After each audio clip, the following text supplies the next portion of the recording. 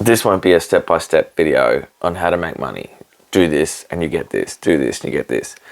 Because the journey to creating wealth is really an individual exercise. It's an individual journey because you've got to grow into who you need to be to get to where you want to get to. And where you are right now is exactly where you're supposed to be, where you need to be to get to where you're going to get to.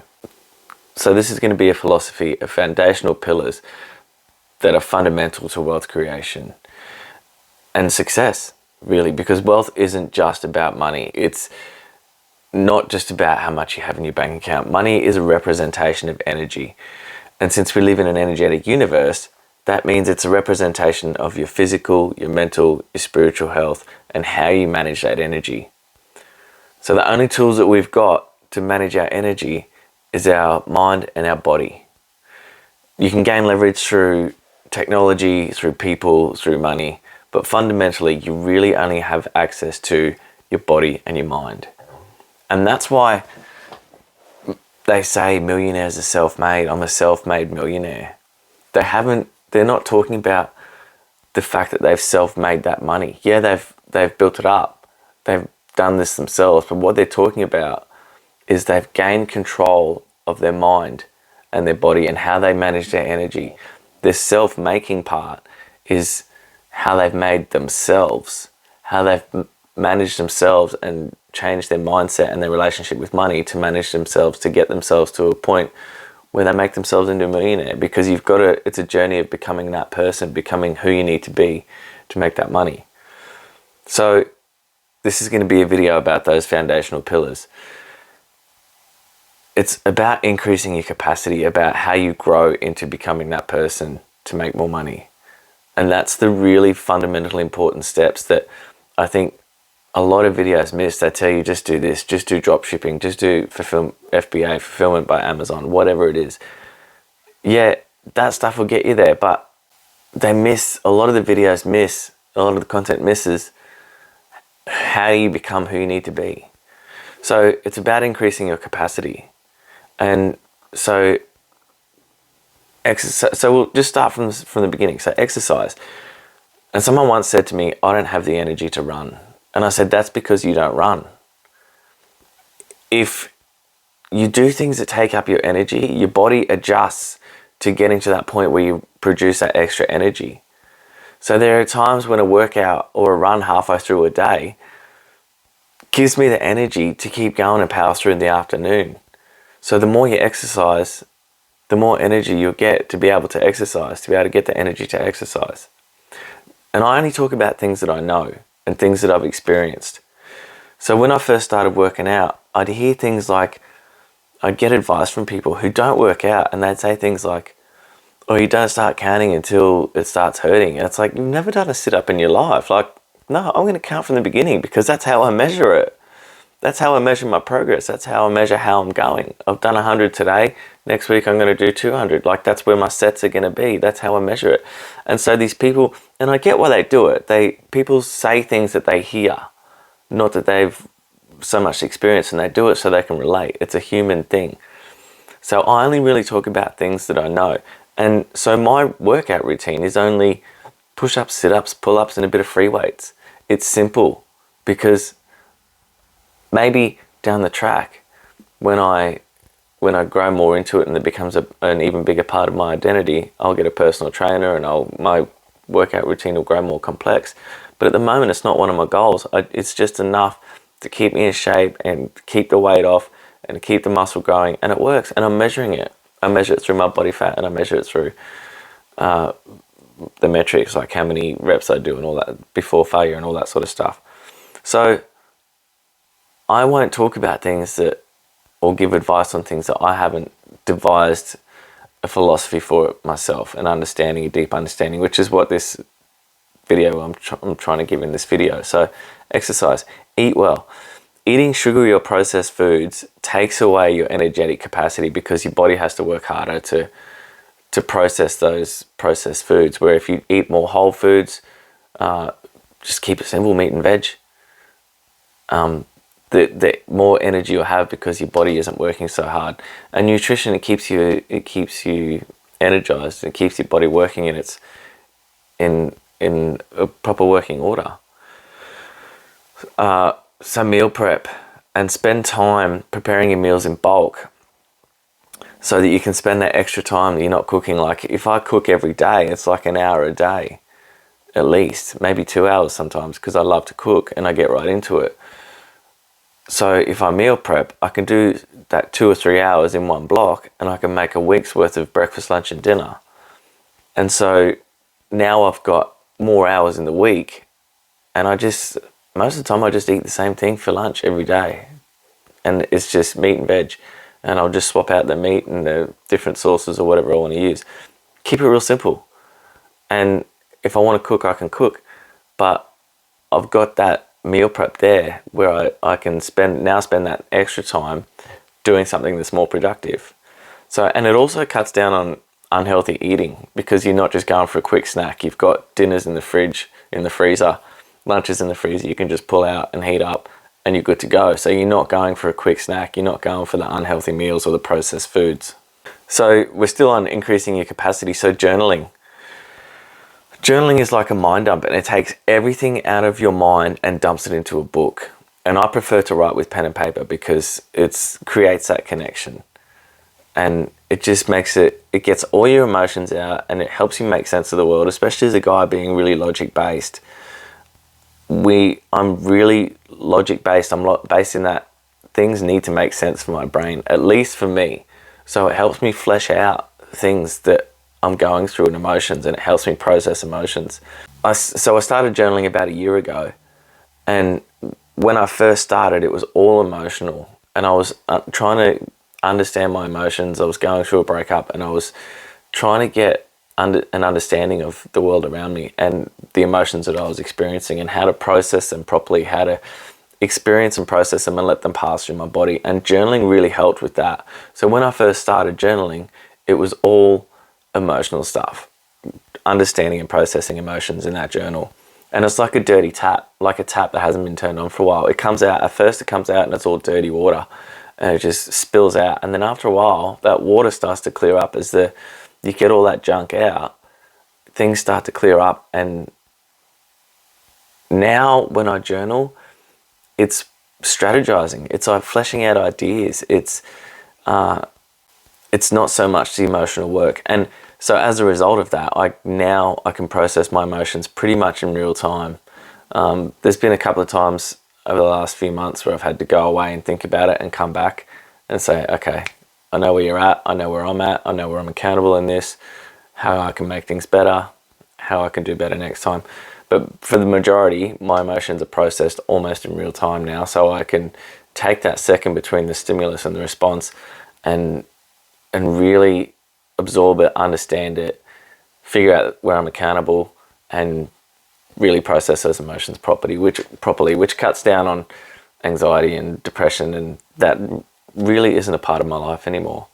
The depression and anxiety, it very rarely pops its head up, and I'm a lot calmer, a lot more at peace. So journaling really helps, and it helps to strategize. So when I'm strategizing in my journal, I've got a framework for how I strategize, and I'll come up with a strategy, and it's basically the physics of progress. It's hypothesis, test, and reflection on that. So I can go back over the last 3 months and go, where was I at 3 months ago? This was the hypothesis I was testing.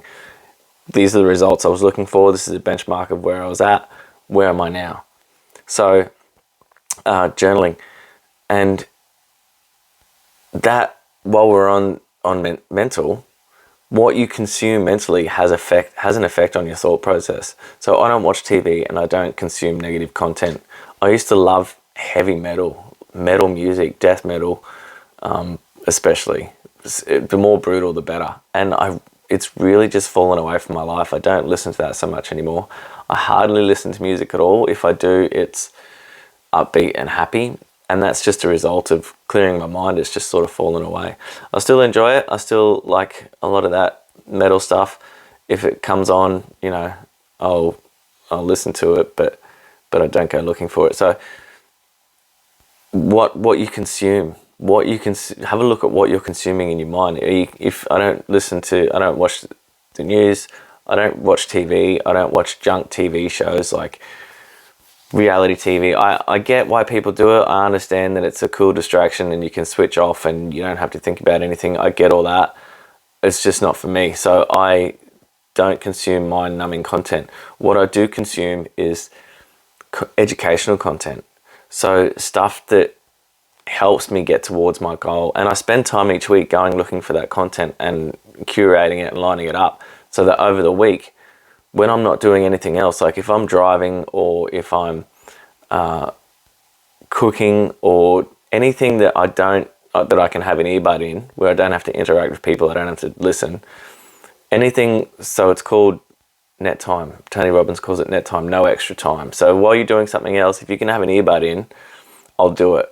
And I'll have an earbud in and it's educational content. So stuff that I'm working towards. So stuff around goal setting, business, marketing, mindset work, money work, anything like that. It's in my brain and I'm listening to it and I'm taking it all in. Those ideas don't always stick, and I do try to integrate them by journaling it out. So I write it down, and then every time I get to the end of a journal, I do a reflection. So this is where I was at. This is where I am at now. It's been a cool month, whatever. So have a look at what you're consuming and really have a look at that at a conscious level. I've also been listening to affirmations overnight, and I started off listening to I am affirmations, and I thought that's weird because they're saying it I am, but wouldn't my brain pick up and go, that's about them? So I started listening to you are affirmations. So it's just affirmations all night. You are healthy, you are wealthy, you are a success, stuff like that. I don't know 100% if they work or not, but if it gets me 1% closer to my goal and I don't have to do anything different except stick an earbud in my ear overnight and cue up that 8 hours of you are affirmations, I'll do it. Because it's those million little 1%ers that really add up. And this is all this is. Increasing your capacity is just the little extra 1%, 1%, and you just add them all up. And a lot of the time people go looking for that one thing. Oh, just do this, just do drop shipping, just start a Shopify store and you'll get wealthy. It's not, it's an embodiment of who you are as a person and your whole lifestyle and how you approach life and wealth and all that sort of stuff. So if I can do something that'll give me a slight edge and get me that little bit better, I'll do it. So I have noticed that my thinking has changed over the last month, especially. Like I've been working on this for a long time, focusing really hard on it for the last year, increasing my mindset and my capacity. So I have noticed since I've been listening to these affirmations that my thought process has gotten way more positive. I've gotten a lot more confident. I'm understanding myself more, and things are starting to reflect in my outer reality. I can't say that's the affirmations completely because there's all of this other stuff going on as well. But like I said, if it gets me that 1% closer, I'm willing to give it a go. So that's all about increasing your capacity, your physical, mental health. You've also got people and businesses and stuff around you that you might not even realize you can tap into. And your network is way bigger than what you think. So who do you know that you can help? People in positions to get you a job in a better career path. You know, people who work in an organization and they don't always advertise. They don't always say, oh, we're looking for people. Sometimes you've got to ask, or it'll come up in conversation. You're like, oh, we're looking for someone to fill this position. You're like, man, I could do that. So don't be afraid to reach out and ask questions. People that own businesses can help you start a side hustle. People that have started businesses before. Is there someone in your current network who can help you start your side hustle or start a business or grow your business? Or is there someone who, like I've been on interview panels, interviewing for state government. So I've helped my friends with their interview process and their selection criteria and their resumes. And that was just through conversation. They were talking about how they were struggling to finish this selection criteria, how to write it out. And I'm like, well, I've done thousands of those. So let me have a look at it. And I'll go through and I'll spend a couple of hours just editing that, and I'll flick it back to them and say, yeah, try this. We'll go through interview processes. And so there's people in your network that have got experience and done things that you don't even realize. And so don't be afraid to reach out. And if you see them doing something, if they've got a business going or whatever, try and make friends with those people. And don't do it from a point of, I want to get something. Do it from a point of, I just want to be around this person, absorb their energy, absorb their friendship, and just be in their world for a little while, and just it'll come up naturally, it'll come up organically. So who do you know? And don't be afraid to reach out. I've got friends who are agents, and I reach out to them and I'm like, man, I've got gaps in my calendar. Can you fill those? Yeah, sure, here you go. And they'll send me a couple of $1,000s worth of gigs for a month that I didn't have before. So that money, a couple of $1,000, has come out of just asking the question, have you got work? Can I do this?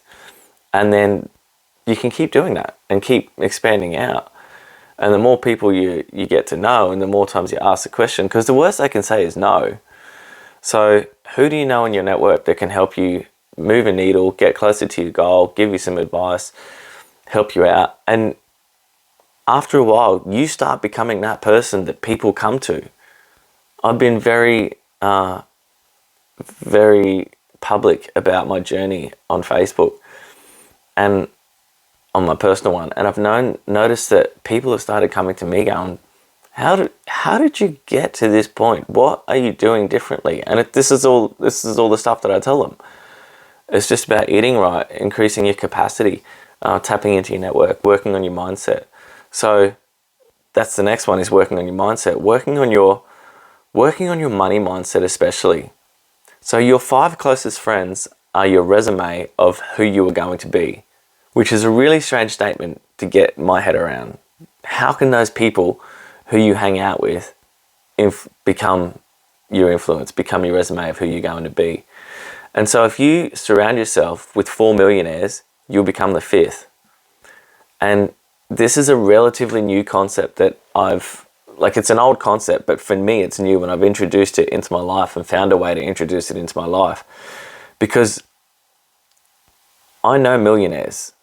I know guys who are millionaires, and I know them. I could probably hang out with them, but we're not friends. It's not like we ring each other up, and that's partly on me. I don't keep that connection, I guess, but millionaires know this as well. They know that you're the result of the people you hang around most. So a lot of them aren't going to want to hang out with you unless you're a millionaire, or you can offer them something in the relationship in return. So by being a cool dude to hang out with, or a nice person, or someone they can trust and lean on, and all that sort of stuff. So but you can't get around millionaires. Let's say you can't get around millionaires. So how do you do it? Well, you can hang out with them via podcasts, via books, via YouTube content, via podcasts. I said that. So if you're absorbing books and podcasts of people who are millionaires and keep listening to it as much as you can, you're hanging out with these people. So there's a few people that I'm listening to at the moment, and I spend the majority of the day absorbing their entire content. So over a week, I went through this girl's business podcasts, and it was like 290 videos and a whole bunch of podcasts as well. And it took me a week, but I spent all day, 7.5 hours or something a day, going over these podcasts, listening to it. And so I'm basically in her world. She doesn't know me, and we're not hanging out, but I'm in her world because I'm listening to what she's saying, and I'm absorbing her beliefs. I'm absorbing her ideals, her understanding, her philosophy of the world. And the more you absorb the way people think, their beliefs, their ideas, how they move, how they see the world, you'll start automatically thinking the same way. And there's hundreds, thousands, probably thousands of podcasts out there of people who have made millions of dollars, and they're just sharing how they did it. And your path won't be the same as the path they took to get to $1 million, but by absorbing their beliefs and their perspective and their standards, you'll start to automatically absorb those same beliefs and standards, because you'd be like, yeah, I can do that. Oh, if it's that easy for them, because the people that I listen to, they're not, like, they're self-made, and they're very open about that. Like, man, I was homeless, I was living in a car, and now I'm doing this 7 years later. Like, okay, cool. That means I can do that, because I've started from a point that I wasn't living in a car. I've started a little bit above that, so I've got a good chance too. And you just start thinking positively like that. You just start absorbing their standards, and so they become in your circle. And I've noticed that, especially since I've been listening to a lot of these podcasts and absorbing that content, I've noticed people around me who aren't on this path, they're not on this journey, they're happy to just do whatever they want with their day and quick dopamine and all that sort of stuff, and they don't actively build themselves or businesses or anything like that. There's a lot of whinging, and you start to understand those perspectives of the people around you. It's like, fuck, did I used to sound like that? So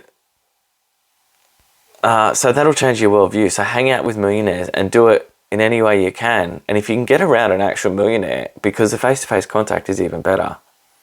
And I'll give you a tip. Don't let them pay for things. Be the one that shouts lunch for them. Be the one that shouts their coffee. Don't worry, man, I'll get it. I've got it. And they'll say things like, oh, cool. Usually I'm the one that's shouting everybody. I'm usually the one that's whipping out the old plastic card.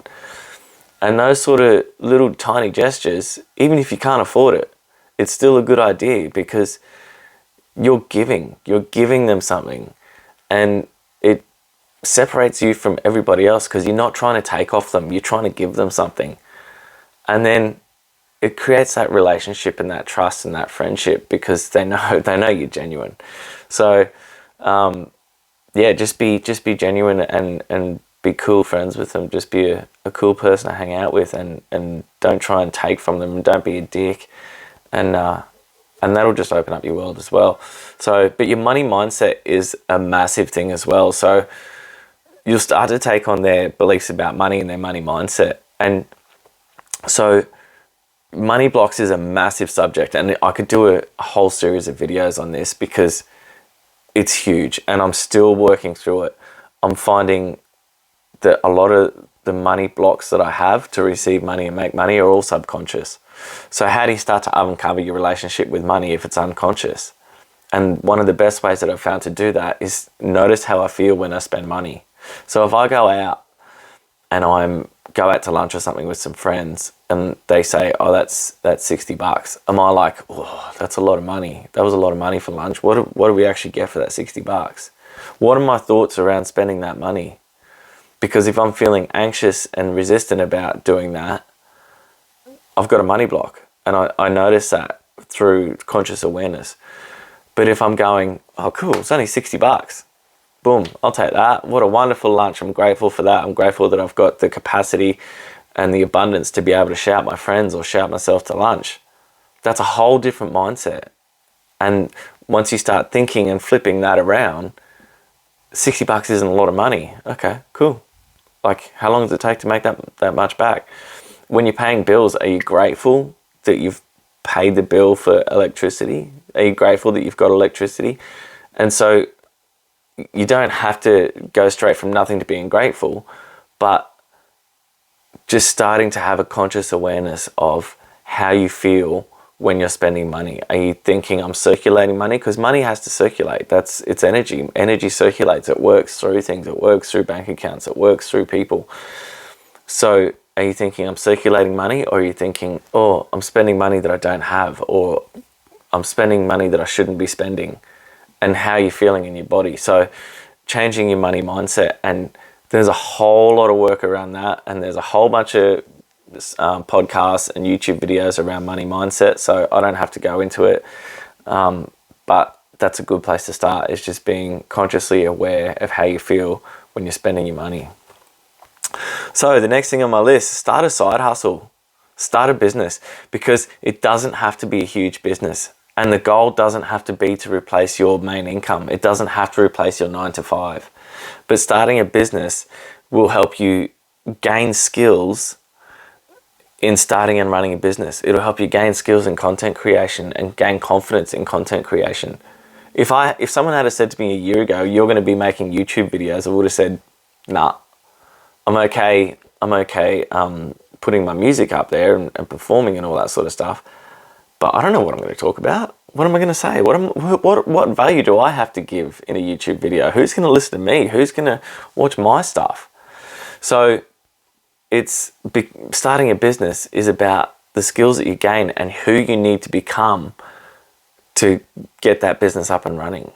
You've got to have self-discipline. You've got to be able to forward plan and forecast, and you've got to be able to manage money, and you've got to be able to manage people and leadership skills.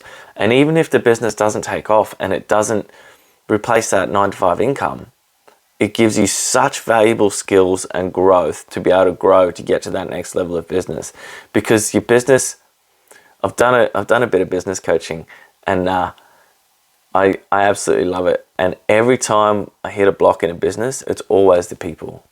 The business is the people, and the business can only grow to the level that the people running the business, working in the business, can get to. That's why culture is so important. So if you've got a one-person business, a side hustle, your business will grow to proportionate to how you grow, and that will just keep cycling. The more you grow, the more your business grows. So starting a business isn't so much about the money; it's about the skills you gain and the person you become to embody the person who has that business. So, because you're paid in proportion to the value that you give to the world. So to add value, you have to possess skills that are valuable. A business has to be built, and the only way to build a business is to build yourself to become that person who has that business, and that takes skill.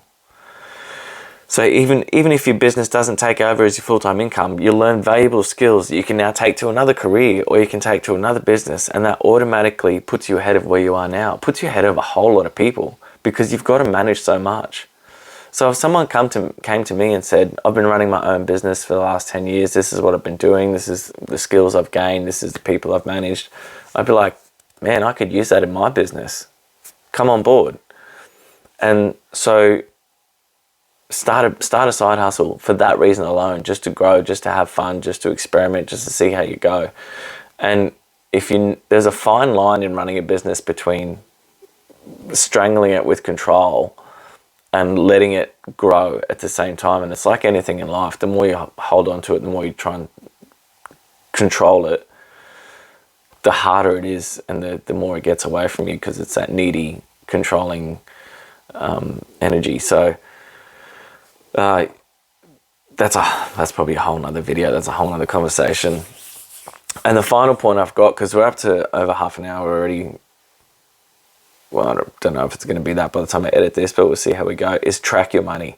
This is one of the biggest things that for me really helped, was tracking my money and making a game out of it. So I track my weekly earnings, and because I run my own business, it fluctuates, it differs, and it's not always the same. So there's probably some systems and stuff that I've still yet to work out to get it more consistent. But I also track my weekly average. So I average that out over the year and then bring it back to how much that averages a week. And the game is to increase that weekly average every 3 to 6 months. So it's got to keep going up slowly. And it goes like this. So there'll be weeks where I don't earn a consistent amount. I'll have an off week, or something will happen and we'll get jobs cancelled, or just things happen, life happens. And so it's not, my weekly income isn't constantly going up like this, but the average is. So if I have a bad week and the money dips, it's like I can look at the weekly average and go, well, overall I'm still going up, so something's going right. And then I don't get discouraged, because I can see the weekly average going up and I graph it and it's all in a spreadsheet. But tracking my money and making a game out of it really took things to a next level for me, because it's like, oh, I made this much last week, let's see how I go next week. Or I made this much last month, let's see how I go next month. And it pushes you that little bit more to just do that little bit extra, that little bit better, to stay a little bit longer, to work a little bit harder, and just making a game out of it. And it's you against you. That's all. That's the only person you're competing against. This whole thing is you against you, managing your mind, managing your energy, managing your exercise, managing your schedule. This is just you against you. And the better you get at managing you, the more your universe expands, because this is all you. Everything you're creating, every decision you're making is what's creating your reality. So it's just you against you. So make a game of it and keep trying to increase, keep working on increasing it. And this is where journaling and everything and strategizing and eating well and all that comes into play, because there'll be late nights where I'm up strategizing, or I'm up trying to come up with ideas, or I'm testing things, or I'm trying things, or I'm creating content and increasing my capacity to be able to do different things and increase my life and expand my life, expand my capacity. So it all plays in and ties in together. And make a game of it and pay yourself first. This is also a pretty big point, is pay yourself first. So if you've got an interest account that pays 4.5% interest, and you can push your bills out to the end of the month, because a lot of bills will give you that 30 days to pay. You don't have to pay. You can get in front of your bills and pay a little bit each week, and I do some of that. But I try and push out what I can to the end of the month. So any money that comes in goes into a high interest account, so that I'm getting 4.5% extra on that money, or 5%, whatever it is, before I pay that out. So I've made a little bit of money on my money before I paid it out. Otherwise it goes straight into someone else's pocket, and I've lost out on a few percent in my dollars. Now, if you do that consistently over 10 years, that's a fair bit of cash that adds up. So pay yourself first.